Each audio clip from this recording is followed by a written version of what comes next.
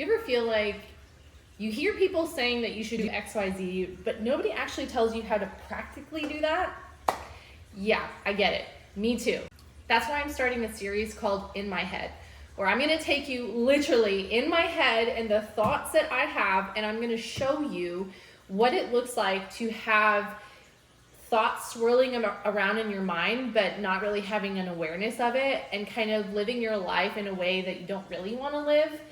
And then finding that thought and then changing it so that you can begin to make the shifts that you need in order to create new belief systems and new thoughts that then create new things in your life. Essentially waking you up to the life that you desire to live. Hi, I'm L'Oreal, and I help overwhelmed, burned out moms who just know that there's more to life than what they're living, with practical tools and a practical framework that shifts them from feeling like that to actually waking up to the life that they desire to live. I've spent the last year trying to heal an autoimmune disease that I got diagnosed with last year after dealing with a surprise ectopic pregnancy. Literally took my body and turned it upside down. And I did all the right things that I thought I needed to do, but I still wasn't seeing the results. My numbers weren't changing. After 9 months of trying really, really hard, I came to my appointment with my functional hormone lady, and we basically said, this is a nervous system issue. My body is so prone to fight flight. It is just stuck in this tense mode that I am blocking my healing in all areas of my life, not even just my autoimmune diagnosis. So over the last 3 months, I have really dug in and faced all of the things that I didn't want to face. And I just want to tell you, the transformation and the experience that I've had has been monumental. I have been working on breathing and pausing and praying and all of these things, but there was something missing. And when I began to do this and really face the things that I had been avoiding, that God just wanted to come in and turn the light on and let his love in, when I started to do that, everything shifted. And so what I want to do is I want to show you how you can do that with your life too. It doesn't matter where you're at. You could be burnt out, you could be overwhelmed, you could just be kind of going through the motions. Whatever it is, this framework will help you. And I just want to show you that you and me, we are the same. The thoughts that you have, you are not alone. And so we're going to dive in, and I'm going to be really honest and vulnerable and share some really hard thoughts so that you can see that it's possible to get to the other side. It's possible to experience healing. It's possible to have transformation. It's possible to not feel the weight, the heavy, heavy weight on your shoulders anymore. Even if you may feel like in this moment, you're like, I will never get to that point. I don't think there's any hope for me. I want to tell you there is hope. You're going to get to a point where you are not snapping at your children, where you can be present with them, where you can be present in your own body, where you can speak up and say how you really feel, where you are not afraid to make a mistake, where you realize that in order to give love, you need to receive love. And what receiving love looks like is being compassionate for yourself and creating a space where you can do that. And for God to come in and do the healing, transformative heart surgery that he wants to do. All right, are you ready? Okay. So we're just gonna, because we're starting this series, we're just gonna start with a bang here. And we're gonna dive in deep. And I'm gonna share with you a thought that I have that has been really hard, because I have not been loving my body. I've had 5 children, and the last 5 years has been really tough. Like I said, I went through back-to-back pregnancies, and then I had an ectopic pregnancy. And when you deal with an autoimmune disease, like, everything is working against your body. And so I have just been in this really tough place mentally. And it wasn't until I started to really become aware of the thoughts and see them on paper that things have started to shift for me. So the first thing that I want you to do is you're going to want to download your thoughts, okay? And I like to call this a raw thought release, whereas basically you're taking and writing down everything in your mind without judgment, okay? Caveat here, you cannot judge yourself for it, but you have to be 100% honest. It's the things that you want to say that you haven't, or the things you wish you could say but you didn't have the courage to. Those are the things that you need to write on your raw thought release. I know you're going to be like, but L'Oreal, I don't want to do that. But I tell you, yes, you don't want to do that because your brain is trying to protect you. But here's the thing. This is the thing that you need to do. The thing that you are resisting, the thing that your brain tells you, I don't want to do this. I'm not good at this. I don't know how to do this. I have nothing to say. This is when we want to lean in, okay? So what I want you to do is a raw thought release, which is basically taking a piece of paper and a pen and journaling about whatever comes up in your mind. And once you do that, then you pick the heaviest thought that comes up that you find, okay? So for me, about body image, you ready? I wrote down, the look of my stomach rolls are so disgusting.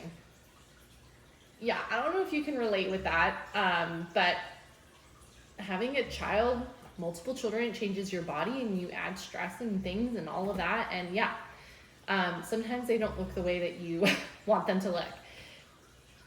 But when I have that thought circulating in my mind, whether I know it or not, and it could literally be like I look at myself in the mirror and automatically that thought comes to my mind, but it's so automatic that I really don't even realize it's happening. I feel disgust. I feel just this harshness towards myself. And quite honestly, I feel grossed out. I look at myself and I gross myself out. And what that does is it creates a belief system. And the belief system that that has created is that my body and especially my stomach are disgusting looking. Yeah, that's heavy. And if you feel that same feeling, or if you can resonate, I want you to just be here for a moment. Feel where that feels in your body. A lot of the times we get this body sensation and we just want to ignore it. But one of the key things, one of the most important things that we need to do in order to shift out of the things that we are doing that we don't want to do is to stay and sit with the things that feel hard. So because of this belief system, it makes me do certain things in my life. I don't know if you can relate to these, but this is what I wrote down. Because of my thought and because of how I feel and because of my belief system, I speak to myself in a really mean way. I judge myself. I see myself through the lens of hatred, of disgust. I tell myself that it's okay, you can eat this thing because it's not really worth it, or nothing's really changing, so you can just not go for a walk today. Whatever it is, right? But for me, that's what that thought creates for me. This cycle, this thought cycle, it just creates me seeing my physical body through a lens of disgust and hatred. But when I can pull myself out, I know I am made in God's image. How does God see me? God sees me with love and acceptance. And so I need to learn how to put his rose-colored glasses on and see myself through his lens. But how do I do that? Because sometimes that's hard, especially with a topic like this. Body image is tough because you are faced with it every single day, right? It is a physical reminder of where you are right now and where you don't want to be, oftentimes. So sometimes when we have these really hard thoughts and we think like, well, what can I think that will change how I feel? And sometimes there aren't a lot of thoughts that you can actually believe, right? And I have a caveat here. Most of the time, the thought that you put in the renewed thought, it's going to feel unbelievable. If you're like, well, I don't really know if I believe this, because literally everything in my body is telling me that I can't believe that because that's not true. That's okay. That is your brain trying to protect you. You are doing the right thing. This is the hard thing. It's not the wrong thing, Okay, so keep going. And sometimes we need a bridge thought. And what I mean by bridge thought is you need a thought that is more open-ended, that isn't like a final say. And so for me, I put my body composition is in progress. So when I think about that, so if I look at my body and instead of saying, oh my gosh, I look so disgusting, I hate my stomach, I can think, okay, my body composition is in progress. Immediately, that makes me just have more compassion for myself. I'm more compassionate. I am more patient. I'm more loving because progress means it's not done. The work is not done, right? And so I can then, from that thought, and because of those feelings that are generated in my body, I can believe that change is in the future. I'm not stuck where I am. Change is possible. Progress is happening, right? Again, it reestablishes this belief that I can be compassionate and loving to my body because it's in progress. And so what does that make me do? From there, I am rooted in different actions. I do different things because I have that thought. I eat well because I know that I'm in progress, right? It isn't the final say. I'm not stuck where I am. So eating well is going to continue to help my progress.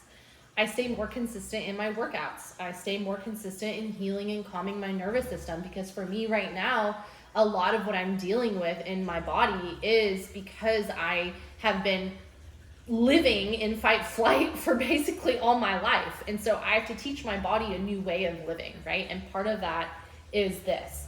And so what does that create in my life? Well, when I think that thought and I feel those feelings and the belief system starts to be created and as the foundation of this new thought, I start to do things that move me towards progress. And so I then have more patience and I hold a loving space for my body and all that it has endured. I see myself, I see my body through the lens of God's love instead of my twisted hatred. Do you see how that makes a difference? But we can't get to the renewed part if we don't slow down enough to see where our thoughts are and what they're doing in our lives. So there is hope because I can now, and actually let me back it up here. If you do this one time, it's not going to change things, okay? This is something that you have to practice over and over again. You have to learn how to be aware and present in your body and in your mind so that you can catch that thought and say, oh, no. Okay, thank you, body. Thank you, nervous system, for trying to tell me this. You're just trying to protect me, but really, like, this is what we're saying. This is what we're believing. And you gotta kind of, like, boss yourself into it a little bit. And that's okay, right? But you can't expect one 5-minute session or one 30-minute session, one thought, and practicing it one time to override years and years and years of the same thought and the same belief system. Does that make sense? So instead of trying to fix our actions, oh, okay, well, maybe I should do this more and this more and this more or this less or whatever, we can't do that unless we believe a certain thing. So we start with our thoughts and we see how that generates feelings in our body and what belief system is established from that. And then our behaviors begin to change, our actions begin to change. So it's not about trying harder or doing more or achieving more or burning out or restricting more or whatever it is. It's about slowing down to be present in our body and in our mind so that we can begin to see how we're internally driven. And when we begin to change those things over time with repetition, we begin to see that belief system start to flourish. Okay, so I hope you enjoyed that. I hope you felt seen and heard. I wish I could give you a big hug because you are not alone in this, and change is possible. And so just remember, this is number one video of this series in my head, and we're just going to continue, and I'm going to go through this whole book with you on all of the thoughts that I've had, and how doing this practice with this simple framework over and over faithfully, and allowing God to come in and do the things that he wants to do, and not avoiding the hard things anymore, how that begins little by little to shift your life. But I promise you, just doing this one time can shift how you feel and give you more hope than you felt in a long time. Make sure you share this with a friend and subscribe so that you can be alerted of when the next video pops up. Bye.